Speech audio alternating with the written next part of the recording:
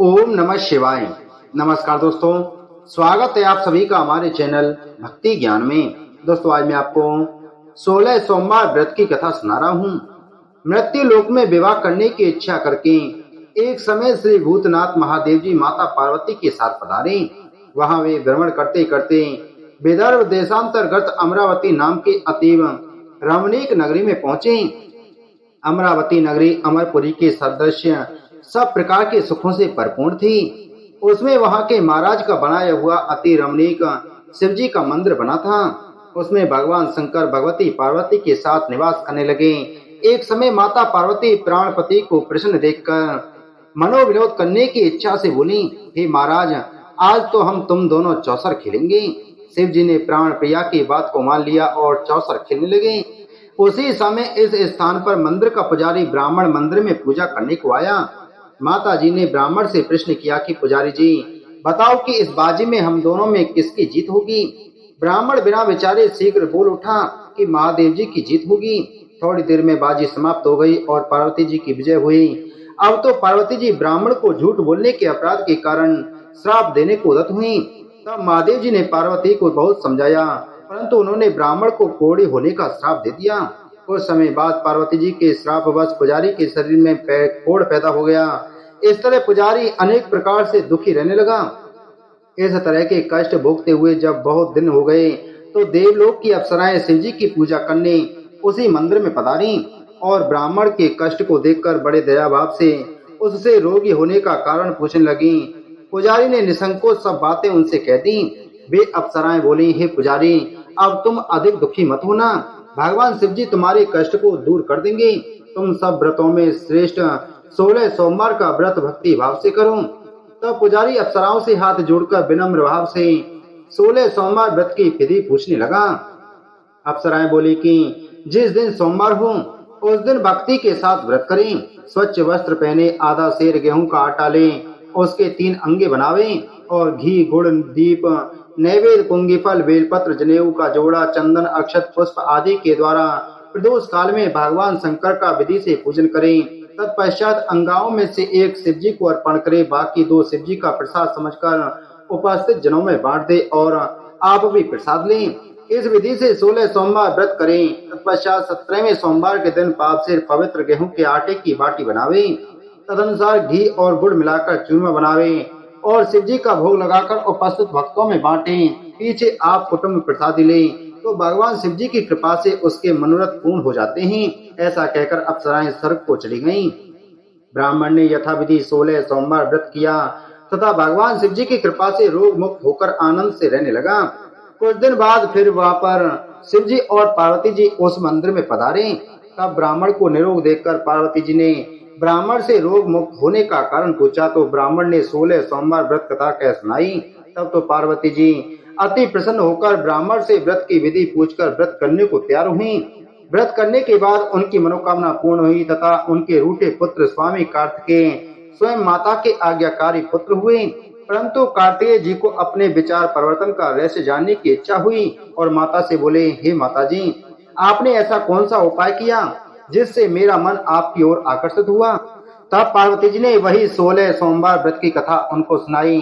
स्वामी कार्तिकेय जी बोले कि इस व्रत को मैं भी करूंगा, क्योंकि मेरा प्रिय मित्र ब्राह्मण दुखी दिल से परदेश गया है। हमें उससे मिलने की बहुत इच्छा है। कार्तिकेय जी ने भी इस व्रत को किया और उनका प्रिय मित्र मिल गया। मित्र ने इस आकस्मिक मिलन का वेद कार्तिकेय जी से पूछा तो वे बोले, हे मित्र, हमने तुम्हारे मिलन की इच्छा करके 16 सोमवार का व्रत किया था। अब तो ब्राह्मण मित्र को भी अपने विवाह की बड़ी इच्छा हुई। कार्तिकेय जी से व्रत की विधि पूछी और यथाविधि व्रत किया। व्रत के प्रभाव से जब वह किसी कार्यवश विदेश गया तो वहां के राजा की लड़की का स्वयंवर था। राजा ने प्रण किया था कि जिस राजकुमार के गले में सब प्रकार संगत हथनी माला डालेगी, मैं उसी के साथ प्यारी पुत्री का विवाह कर दूंगा। शिव जी की कृपा से ब्राह्मण भी स्वयंवर देखने की इच्छा से राज्यसभा में एक ओर बैठ गया। नियत समय पर हथनी आई और उसने जयमाला उस ब्राह्मण के गले में डाल दी। राजा की प्रतिज्ञा के अनुसार बड़ी धूमधाम से कन्या का विवाह उस ब्राह्मण के साथ कर दिया गया और ब्राह्मण को बहुत सा धन और सम्मान देकर संतुष्ट किया। ब्राह्मण सुंदर राजकन्या पाकर सुख से जीवन व्यतीत करने लगा।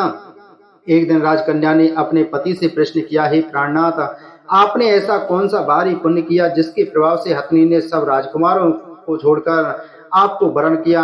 ब्राह्मण बोला, हे प्राण प्रिय, मैंने अपने मित्र कार्तिकेय जी के कथानुसार 16 सोमवार का व्रत किया था, जिसके प्रभाव से मुझे तुम जैसी रूपवान लक्ष्मी की प्राप्ति हुई। व्रत की महिमा को सुनकर राजकन्या को बड़ा आश्चर्य हुआ और वह भी पुत्र की कामना करके व्रत करने लगी।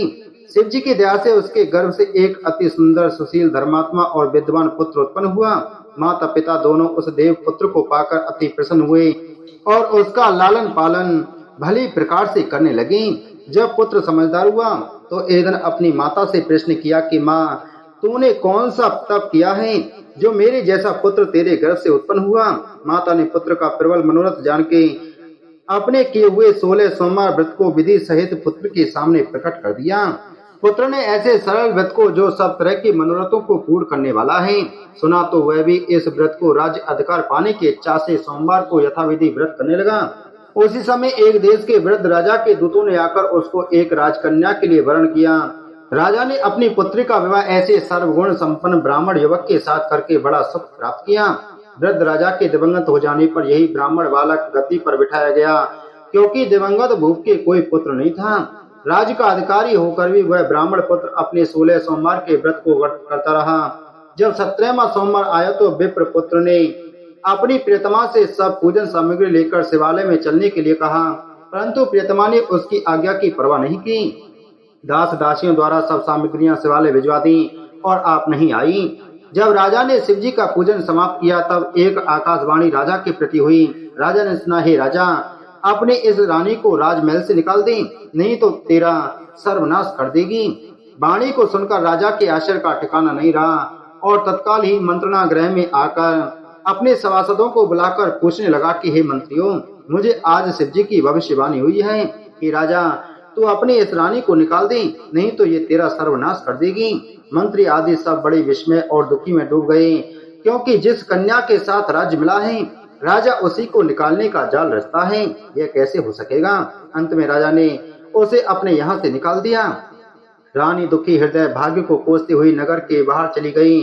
बिना पद त्राण, फटे वस्त्र पहने, भूख से दुखी धीरे धीरे चलकर एक नगर में पहुंची। वहां एक बुढ़िया सूत काटकर बेचने को जाती थी। रानी की करुण दशा देखकर बोली, चल तू मेरा सूत बिकवा दे, मैं वृद्ध हूँ, भाव नहीं जानती हूँ। ऐसी बात बुढ़िया की सुन रानी ने बुढ़िया के सर से सूत की गठरी उतार अपने सिर पर रखी।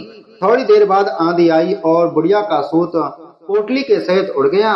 बेचारी बुढ़िया पछताती रह गई और रानी को अपने साथ से दूर रहने को कह दिया। अब रानी एक तेली के घर गई तो तेली के सब मटके शिवजी के प्रकोप के कारण चटक गए। ऐसी दशा देख तेली ने रानी को अपने घर से निकाल दिया।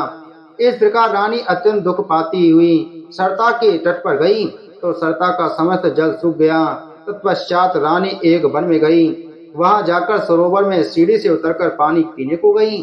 उसके हाथ से स्पर्श जल होते ही सरोवर का नील कमल के सदृश जल असंख्य कीड़ों से युक्त होकर गंदा हो गया। रानी ने भाग्य पर दोषारोपण करते हुए उस जल को पान करके पेड़ की शीतल छाया में विश्राम करना चाहा। वह रानी जिस पेड़ के नीचे जाती उस पेड़ के पत्ते तत्काल ही गिर जाती। वन सरोवर के जल की ऐसी दशा देखकर गऊ चराते ग्वालों ने अपने गोसाई जी से, जो उसे जंगल में स्थित मंदिर में पुजारी थे, कहीं पुजारी जी के आदेशानुसार ग्वाले रानी को पकड़कर गोसाई के पास ले गए। रानी की मुख की कांति और शरीर की शोभा देख गोसाई जान गए कि यह अवश्य ही कोई विधि की गति की मारिन कुलीन अबला है। ऐसा सोच पुजारी जी ने रानी के प्रति कहा कि पुत्री, मैं तुमको पुत्री के समान रखूंगा, तुम मेरे आश्रम में ही रहो, मैं तुमको किसी प्रकार का कष्ट नहीं होने दूंगा। गोसाई के ऐसे वचन सुन रानी को धीरज हुआ और आराम से रहने लगी। आश्रम में रानी जो भोजन बनाती उसमें कीड़े पड़ जाते, जल भर के लाती उसमें कीड़े पड़ जाते। अब तो गोसाई जी भी बहुत दुखी हुए और रानी से बोले कि हे बेटी, तेरे पर कौन से देवता का कोप है जिससे तेरी ऐसी दशा है। पुजारी की बात सुन रानी ने शिवजी की पूजा करने न जाने की कथा सुनाई तो पुजारी शिवजी महाराज की अनेक प्रकार से स्तुति करते हुए रानी के प्रति बोले कि पुत्री, तुम सब मनोरथों के पूर्ण करने वाली 16 सोमवार के व्रत को करो, उसके प्रभाव से तुम अपने कष्ट से मुक्त हो सकोगी। गोसाई की बात सुनकर रानी ने 16 सोमवार व्रत को विधिवत संपन्न किया और 17वें सोमवार को शिवजी के पूजन के प्रभाव से राजा के हृदय में विचार उत्पन्न हुआ कि रानी को गए बहुत समय व्यतीत हो गया, ना जाने कहाँ कहाँ भटकती होगी, ढूंढना चाहिए। यह सोच उसने रानी को तलाश करने चारों दिशाओं में दूत भेजे। वे तलाश करते हुए पुजारी के आश्रम में रानी को पाकर पुजारी से रानी को मांगने लगे, परंतु पुजारी ने उनसे मना कर दिया तो दूत चुपचाप लौटे और आकर महाराज के सम्मुख रानी का पता बतलाने लगे। रानी का पता पाकर राजा स्वयं पुजारी के आश्रम में गए और पुजारी से प्रार्थना करने लगे कि महाराज, जो देवी आपके आश्रम में रहती है वह मेरी पत्नी है। शिव जी के कोप से मैंने इसको त्याग दिया था, अब इस पर से शिव जी का प्रकोप शांत हो गया है, इसलिए मैं इसे लेने आया हूँ। आप इसे मेरे साथ चलने की आज्ञा दे दीजिए। गोसाई जी ने राजा के वचन को सत्य समझकर रानी को राजा के साथ जाने की आज्ञा दे दी। गोसाई की आज्ञा पाकर रानी प्रसन्न होकर राजा के महल में आई। नगर में अनेक प्रकार के बाजे बजने लगे। नगर वासियों ने नगर और तोरण व बंदरबानों से विविध विधि से सजाया। घर घर में मंगल गान होने लगे। पंडितों ने विविध वेद मंत्रों का उच्चारण करके अपनी राजधानी का आह्वान किया। इस प्रकार रानी ने पुनः अपनी राजधानी में प्रवेश किया। महाराज ने अनेक तरह से ब्राह्मणों को दान आदि देकर संतुष्ट किया। याचकों को धन धान दिया। नगरी में स्थान स्थान पर सदा व्रत खुलवाए गए, जहाँ भूखों को खाने को मिलता था। इस प्रकार से राजा शिव जी का कृपा पात्र हो राजधानी में रानी के साथ अनेक तरह के सुखों का भोग करते हुए सोमवार व्रत को करने लगा और विधिवत से पूजन करते हुए इस लोक में अनेकानेक सुखों को भोगने के पश्चात शिवपुरी को पधारे। ऐसे ही जो मनुष्य मनसा वाचा कर्मणा द्वारा भक्ति सहित सोमवार का व्रत व पूजन विधिवत करता है, वह इस लोक में समस्त सुखों को भोगकर अंत में शिवपुरी को प्राप्त करता है। यह व्रत सब मनोरथों को पूर्ण करने वाला है। बोलो माता पार्वती की जय। बोलो शिव शंकर भगवान की जय।